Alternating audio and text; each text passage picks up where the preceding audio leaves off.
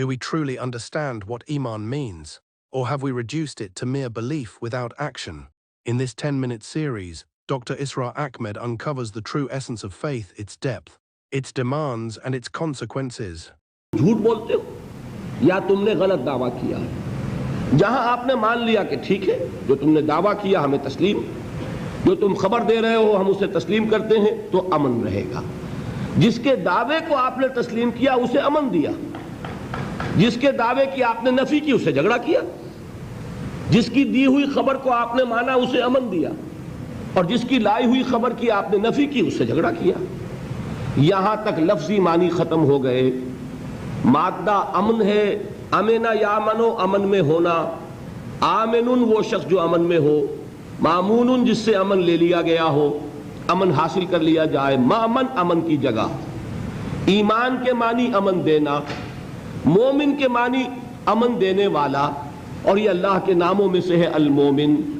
لیکن ایمان کے بعد حرف با حرف لام جب بڑھ جائیں گے اس کے معنی ہے مان لینا، تسلیم کرنا، تصدیق کرنا۔ اب آپ نوٹ کیجئے قرآن مجید میں اور حدیث میں جہاں بھی یہ لفظ ایمان اصطلاح کے طور پر آیا ہے اس میں ہمیشہ حرف با ملے گا۔ آمنت باللہ، آمن الرسول بما انزل الیہ من ربہ والمؤمنون، کل آمن باللہ وملائکتہ وکتبہ ورسلہ۔ اصطلاح میں جب یہ لفظ آتا ہے ایمان کا تو حرف با کے اضافے کے ساتھ آئے گا۔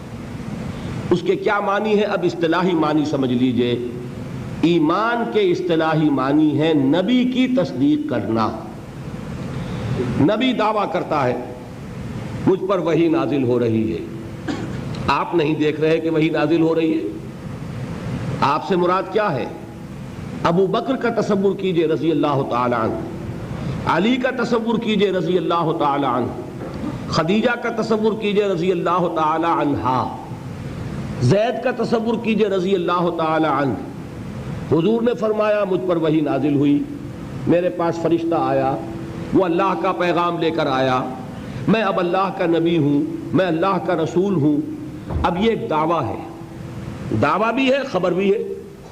خبر دے رہے ہیں کہ فرشتہ آیا، وحی لایا، دعویٰ کر رہے ہیں کہ میں اللہ کا نبی ہوں، اللہ کا رسول ہوں۔ تو اب یہاں سے بات بالکل واضح ہو گئی۔ ایمان کیا ہے؟ تصدیق بما جاء بہ النبی صلی اللہ علیہ وسلم، تصدیق کرنا ہر اس بات کی جو لائے ہیں محمد صلی اللہ علیہ وسلم، یہ ایمان ہے۔ بات سمجھ میں آ گئی؟ بعض لوگ ان بنیادی حقائق سے بھی واقف نہیں ہیں، بڑے بڑے پڑھے لکھے لوگ۔ ایک ہے ایمان کا ایسنس، ایک ہے ایمان کی حقیقت، ایک ہے ایمان کے اجزاء۔ وہ تو ابھی آگے چلے گا نا ہمارے چیپٹرز۔ ابھی ہم نے 2 چیپٹر کور کر لیے کہ ایمان کے لفظی معنی کیا ہے اور ایمان کے اصطلاحی معنی کیا ہے۔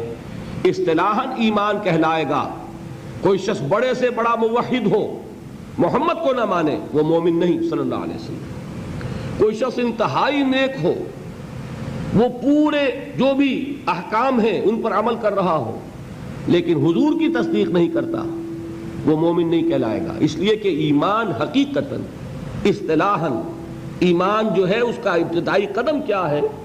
تصدیق بما جاء بہ النبی صلی اللہ علیہ وسلم، تصدیق کرنا ہر اس بات کی جو لائے ہیں محمد صلی اللہ علیہ وسلم۔ اب آئیے تیسرا چیپٹر، یہ ذرا فلسفیانہ ہے، اس کی بات کو ذرا توجہ سے سنیں گے تو وہ مفہوم آپ کے ذہن نشین ہوگا۔ اس لیے کہ ظاہر بات ہے اس مجمع میں ہر قسم کے لوگ ہیں، ہر ذہنی سطح کے ہیں، ہر تعلیمی سطح کے ہیں، ہر ذوق کے ہیں، ہر استاد طبع کے ہیں۔ کسی نے فلسفہ پڑھا ہے اسے میری بات خوب سمجھ میں آئے گی، جس نے نہیں پڑھا ہے چاہے وہ پی ایچ ڈی ہو فزکس میں تو فلسفی تو نہیں جانتا نا، اس لیے اسے کچھ نہ کچھ توجہ کرنی ہوگی، ذہن کو اپلائی کرنا ہوگا، تب وہ ان باتوں کو سمجھ پائے گا۔ دیکھیے ایمان کا موضوع کیا ہے، سبجیکٹ میٹر کیا ہے، یہ تیسرا میں نے باب آپ کو گنوایا تھا۔ تو میرا جواب کیا ہے؟ ایمان کا موضوع وہی ہے جو فلسفے کا موضوع ہے۔ اب اس کو سمجھیے، ایک انسان جب شعور کی آنکھ کھولتا ہے، جب وہ انٹلیکچولی میچور ہو جاتا ہے، ذہنی طور پر بالغ ہو جاتا ہے، تو کچھ سوالات ہیں کہ جن پر اسے غور کرنا چاہیے۔ یہ دوسری بات ہے کہ اکثر لوگ غور نہیں کرتے۔ اس کی وجہ کیا ہے کہ اکثر لوگ تقلیدی ذہن کے ہوتے ہیں، جو معاشرے کے اندر باتیں مانی جا رہی ہیں وہ بھی مان لیتے ہیں، جو والدین مانتے ہیں وہ مان لیتے ہیں، جو ان کے بڑے انہیں تلقین کرتے ہیں تسلیم کر لیتے ہیں، کوسچن نہیں کرتے، اسکروٹنائز نہیں کرتے، تنقید نہیں کرتے، لہذا وہ سوچتے ہی نہیں۔ مسلمان کے گھر میں پیدا ہو گیا، مسلمان ہے، اللہ کو مانے گا، رسول کو مانے گا، قرآن کو مانے گا، آخرت کو مانے گا، وحی کو، جبرائیل کو مان لے گا۔ ہندو کے گھر میں پیدا ہو گیا، رام کو مانے گا، کرشن کو مانے گا، ویدوں کو مانے گا، اللہ خیر صلی اللہ۔ اگر کوئی عیسائی کے گھر میں پیدا ہو گیا، وہ حضرت مسیح کو مانے گا، خدا کا بیٹا مانے گا، کفارے کا عقیدہ مانے گا، اور اپنی زندگی جو ہے شروع کر دے گا۔ اکثریت انسانوں کی جو ہے وہ تقلیدی ذہن کی ہے۔ لیکن یہ بات جان لیجئے، ہر معاشرے میں، ہر دور میں ایسے لوگ موجود رہے ہیں، خواہ وہ اقلیت میں ہو، بڑی مائکروسکوپک ایک اقلیت، لیکن ہمیشہ رہے ہیں جنہوں نے خود سوچنا چاہا، جنہوں نے ان مسائل کو خود اپنے غور و فکر کا موضوع بنایا۔ وہ مسائل کیا ہیں؟ یہ کائنات کیا ہے؟ اس کی حقیقت کیا ہے؟ یہ ہمیشہ سے ہے اور ہمیشہ رہے گی، یا کسی خاص وقت میں وجود میں آئی ہے اور کسی خاص وقت میں ختم ہو جائے گی؟ اگر کسی خاص وقت میں وجود میں آئی ہے تو آیا از خود وجود میں آئی ہے یا کسی نے پیدا کیا ہے؟ آیا خود بخود چل رہی ہے یا کوئی اس کا حاکم ہے؟ پہلا سوال تو یہ ہے، سب سے اہم۔ دوسرا سوال یہ کہ میں کون ہوں، کہاں سے آیا ہوں؟ یہ تو ہمیں معلوم ہے، ہر شخص جانتا ہے فلاں تاریخ کو اس دنیا میں آیا، اس میں 9 مہینے کا اور اضافہ کر لے، فلاں تاریخ سے اپنی والدہ کے پیٹ میں اس کا آغاز ہوا۔ بس اس سے پہلے بھی کوئی میں تھا کہ نہیں؟ کوئی میری ہستی اس سے قبل بھی تھی یا نہیں تھی؟ تو کیا تھی؟ اور یہ بھی ہمیں معلوم ہے کہ ہر شخص کے لیے موت ہے، سامنے کھڑی ہے، یا قبر ہے، یا ہندو کو جلایا جانا ہے، ہر ایک کو معلوم ہے۔ لیکن آیا that death is the end، وہ خاتمہ ہے میرے سفر حیات کا، یا یہ کہ میرا وجود اس کے بعد بھی رہے گا؟ اگر بعد بھی میرے وجود کا کوئی تسلسل ہے تو اس کی کیفیت کیا ہوگی؟ یہ بنیادی سوالات ہیں۔ ایک سوال اور بھی ہے، خیر کیا ہے، شر کیا ہے؟ آیا خیر اور شر کی اقدار مستقل ہیں یا بدلتی رہتی ہیں؟ ان کے لیے کون سی چیز ہے جو فیصلہ کن ہوگی، جو طے کرے کہ یہ خیر ہے یہ شر ہے؟ یہ بنیادی مسئلہ ہے۔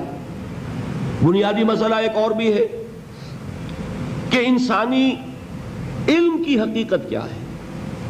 ایک تو معلومات ہمیں آنکھ سے، کان سے، جنہیں آپ ایکسٹرنل سینسز کہتے ہیں، آپ کے حواس ظاہری، کسی چیز کو چھو کر کچھ معلوم کر لیا، کسی کو چکھ کر معلوم کر لیا، کسی کو سون کر معلوم کر لیا، کسی کو دیکھا، کوئی چیز سنی، یہ 5 ایکسٹرنل سینسز ہیں۔ پھر ہمیں معلوم ہے تجربے سے کہ ہمارے اندر ایک اور شے بھی ہے جس سے ہم استدلال کرتے ہیں، نتیجہ نکالتے ہیں۔ سینس ڈیٹا جو ہے، ہمارے ان حواس سے جو معلومات حاصل ہوتی ہیں انہیں جمع تفریق کر کے نتیجہ اخذ کرتے ہیں۔ سادہ سی مثال کیا ہے؟ ہم نے دھواں دیکھا، آنکھ نے دیکھا صرف دھواں، فیصلہ ہم نے کیا آگ لگی ہے، حالانکہ آگ آپ نے نہیں دیکھی۔ یہ در حقیقت آپ نے یہاں فیصلہ کیا کہ جہاں دھواں ہوتا ہے آگ ہوتی ہے، لہذا جو میری آنکھ نے دھواں دیکھا ہے تو آگ ہے۔ یہ کیا ہے؟ یہ آپ کا انٹلیکچول پروسیس ہے، یہ آپ کے عقل کا دائرہ ہے۔ یہاں تک تو ہر انسان کے علم میں ہے، لیکن آیا علم کی اس سے ماورا بھی کوئی سورس ہے؟ حواس اور عقل سے بالا تر بھی کوئی ماخذ علم کا ہے؟ یا نہیں؟ اگر ہے تو کیا ہے؟ اس سے آگے چلیے، ایک مسئلہ یہ ہے کہ مجھے یہ تو معلوم ہے کہ میرا پیٹ کھانے کو مانگتا ہے، بھوک لگتی ہے تو ہنگر پینز ہوتے ہیں، لہذا میں کھاتا ہوں، کھانے کے لیے بھاگ دوڑ کرتا ہوں،